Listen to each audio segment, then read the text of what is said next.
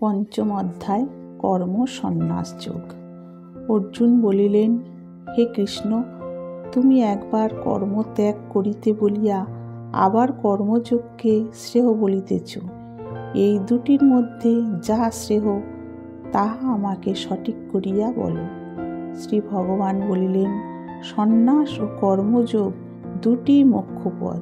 ইহাদের মধ্যে জ্ঞানহীন কর্ম সন্ন্যাস হইতে কর্মযোগী শ্রেয়। যাহার দেশ ও আসক্তি নাই, যাহার সুখ দুঃখ এ দুয়ের ওপর বিরূপ প্রভাব নাই, হে মহাবীর, তিনি নিত্য সন্ন্যাসী। তিনি সহজে সংসার বন্ধন হইতে মুক্তি লাভ করেন। যাহারা অজ্ঞ, যাহারা সন্ন্যাস ও কর্মযোগকে পৃথক বলিয়া থাকেন, কিন্তু পণ্ডিতেরা তাহা বলেন না। এটিকে ভালোভাবে ধরিয়া চলিলে দুটিরই ফল পাওয়া যায়। জ্ঞানীদের যে গতি হয়, কর্মযোগীদেরও সেই গতি হয়। যিনি সন্ন্যাস ও কর্মযোগ এই উভয়কে এক দেখেন, তিনি প্রকৃত জ্ঞানী। হে মহাবীর, নিষ্কাম কর্মযোগ ছাড়া কর্মত্যাগ কেবল দুঃখজনক। কর্মযোগী কর্মযোগে সিদ্ধ হইয়া পরম ব্রহ্মকে পাইতে পারেন। যিনি যোগী, তাহার মন শুদ্ধ, জিতেন্দ্রিয়, আত্মজয়ী ও সর্বজীবে সমজ্ঞানী, সে ব্যক্তি কর্ম করিয়াও কর্মে লিপ্ত হন না।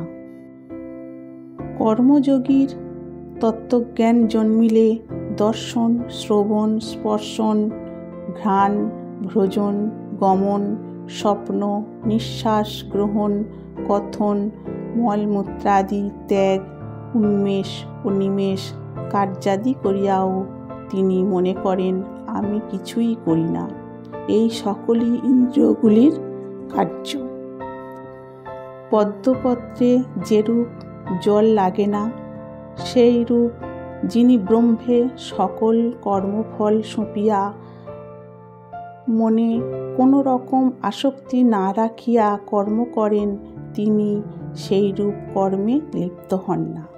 যোগী আসক্তি ছাড়িয়া নিজের চিত্তশুদ্ধির জন্য শরীর, মন, বুদ্ধি ও ইন্দ্রিয়াদি দ্বারায় কর্ম করেন। যিনি ঈশ্বর উদ্দেশ্যে কর্ম করেন, তিনি কর্মফলে উদাসীন থাকায় মোক্ষরূপ শান্তি লাভ করেন। আর যিনি স্ব উদ্দেশ্যে কামনাবশত ফলে আসক্ত, তিনি বন্ধন দশা প্রাপ্ত হন। যিনি জিতেন্দ্রিয়, তিনি মন দ্বারা সর্বকর্ম ত্যাগ করিয়া নবদ্বারযুক্ত দেহে পরম সুখে বাস করেন। আপাত দৃষ্টিতে তিনি কর্ম করেন না, কাহাকেও কিছু করান না। ভগবান জীবের কৃতিত্ব সৃষ্টি করেন না, কর্মের ফলও সৃষ্টি করেন না। মানব স্বভাববশতই প্রকৃতির দ্বারা কর্ম করিতে প্রবৃত্ত হয়। ভগবান কাহারও পাপ বা পুণ্য লন না।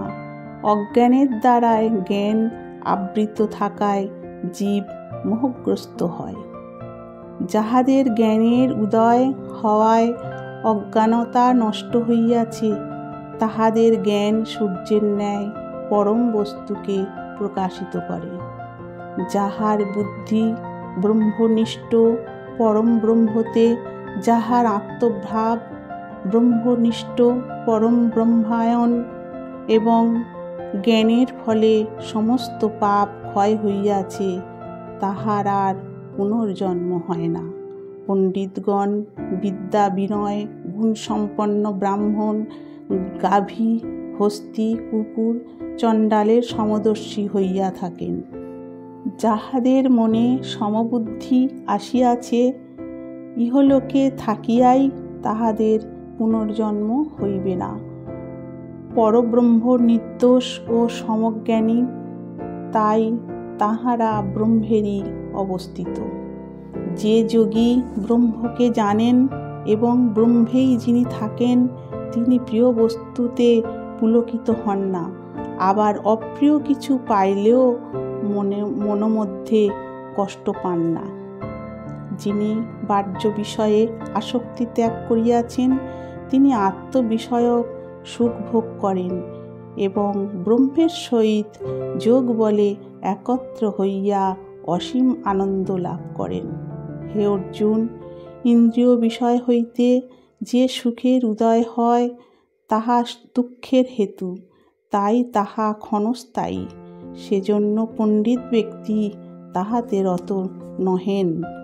ইহলোকে এই শরীরে যে ব্যক্তি কাম ও ক্রোধকে সহ্য করিতে পারেন, তিনি প্রকৃত যোগী ও সুখী।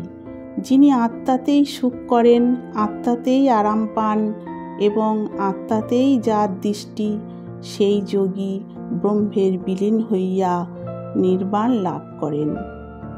যাহারা পাপ শূন্য, সংশয় শূন্য, সমাহিত চেতা এবং সর্বভূত হইতে রত, তাহারা ব্রহ্ম নির্বাণ লাভ করেন।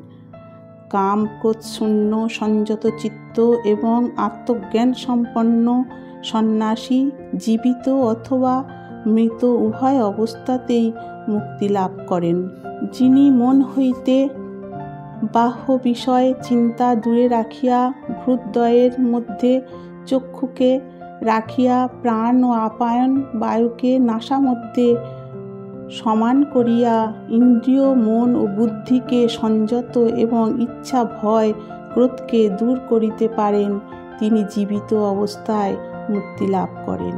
আমি যজ্ঞ ও তপস্যার ফল ভোগ করি এবং আমি সকলের প্রভু ও বন্ধু, এইভাবে যিনি আমাকে জানেন তিনিই পরম শান্তি পান।